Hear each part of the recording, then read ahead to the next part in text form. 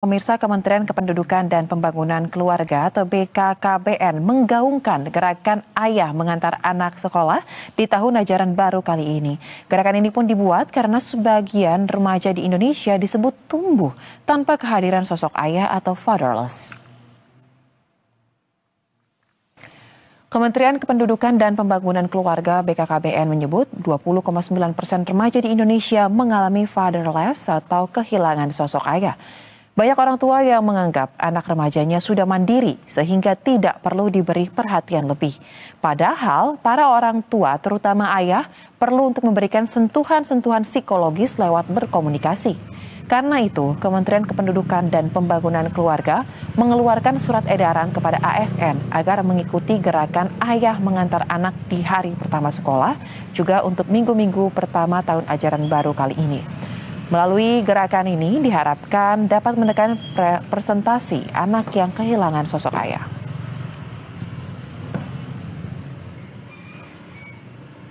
Nih bapaknya nih, berangkat kerja.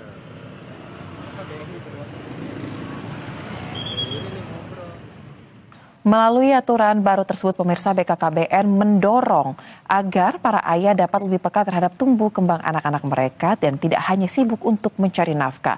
Lantas, apakah gerakan ayah mengantar anak ke sekolah ini dapat menjadi penyembuh luka bagi anak yang sudah terlanjur kehilangan sosok ayahnya? Untuk membahas lebih lanjut lagi, kita sudah terhubung bersama dengan narasumber melalui sambungan virtual, yaitu Edi Wiono, tokoh parenting nasional atau yang akrab disapa Ayah Edi. Halo, selamat siang Ayah Edi, apa kabar? Selamat siang, kabarnya baik, alhamdulillah. Baik, Ayah Edi, boleh diberikan tanggapan dong terkait dengan surat edaran dari BKKBN ini. Apakah dengan aturan tersebut mengantar anak ke sekolah sehari atau seminggu dapat memperbaiki hubungan ayah dan anak? Ya, yang pertama ingin saya sampaikan adalah ucapan terima kasih pada penyampai atau penggagas ide ini. Karena saya kira masalah ini sudah lama sekali berlarut-larut dan alhamdulillah pada akhirnya dari pihak pemerintah ingat kembali bahwa kalau kita ingin mencapai katanya Indonesia Emas tahun 2045, ya kita harus menyentuhnya dari keluarga begitu. Jadi ya saya sangat mendukung. Nah, kalau ditanya apakah ini akan berpengaruh? Ya, setidaknya orang tua sadar bahwa oh ternyata ayah itu diperlukan loh dalam proses parenting atau dalam mendidik anak.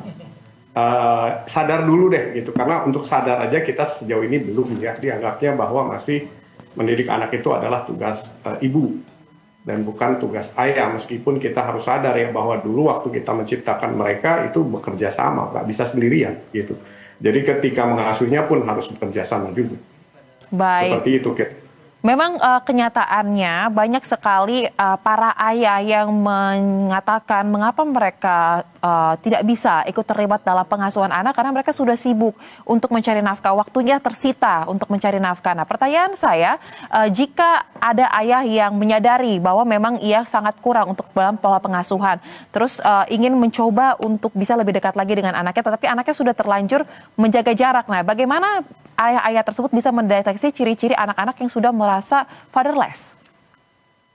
Yang pertama gini ya, kita harus sadar sebagai para ayah nih bahwa manusia itu semua manusia dikasih waktu sehari 24 jam. Mulai dari apakah itu pekerja yang berada di level bawah sampai di puncak, sampai pejabat tinggi, bahkan presiden, waktu nggak dikasih lebih sama Tuhan, 24 jam. Nah, bagaimana kita membagi 24 jam itu di sela-sela waktu kita yang luang dengan anak, itu adalah kuncinya. Jadi buat daftar aja, kita waktu luangnya kapan, anak waktu luangnya kapan, dan disitulah saat ketemu. Nah, kalau sekarang kita baru memulai, pertanyaannya kan baru memulai setelah terlanjur, misalnya terlanjur anak kita fatherless gitu. Memang itu tidak mudah, tapi itikat baik saya pernah menolong orang yang anaknya sudah fatherless. Dengan cara apa? Dengan cara waktu saya memberikan parenting di desa-desa yang ada di Bali waktu itu, saya katakan bahwa anak kita itu sesungguhnya pemaaf loh. Pemaaf, kalau nggak percaya ucapan saya silakan diuji, dicoba. Kalau kita mau meminta maaf dengan tulus dan sungguh-sungguh di depan anak dan mengakui kesalahan kita selama ini, maka insya Allah anak itu akan memaafkan. Dan kalau dia sudah memaafkan, maka yang namanya gap antara orang tua dan anak itu mulai cair. Nah, pertanyaannya adalah setelah kita minta maaf, apakah itu basa-basi atau itu adalah maaf yang terus di follow up menjadi sebuah rajutan hubungan orang tua anak yang berkelanjutan. Itu kata kuncinya. Baik, dan singkat saja mungkin Ayah Edi, jika tidak diperbaiki, apa dampak yang paling parah jika fatherless ini terus terjadi dan harapan Anda ke depannya seperti apa? Ya, kalau ini terus terjadi ya kita siap-siap sama penyimpangan perilaku anak, kemudian anak-anak bermasalah yang nantinya akan menjadi orang dewasa yang bermasalah. Dan orang dewasa yang bermasalah ini nanti sebagian besar ada yang masuk ke sebagai pejabat pemerintahan, kemudian ada yang ke DPR dan sebagainya. Jadi kita nggak bisa lah berharap Indonesia akan menjadi baik kalau kita membiarkan calon pengganti generasi yang sekarang ya terus tidak mengalami bimbingan atau hubungan yang baik dengan kedua orang tuanya, seperti itu. Baik, oleh karena itu sangat penting ya memulai semuanya dari rumah, membangun kehangatan, kedekatan dengan anak agar ia tumbuh seperti manusia yang kita harapkan ya, tumbuh dengan baik. Terima kasih Ayah Edi untuk bincang-bincang dan juga analisanya bersama kami di Berita Satu Siang. Salam sehat, selamat kembali beraktivitas. Terima kasih kembali, selamat siang.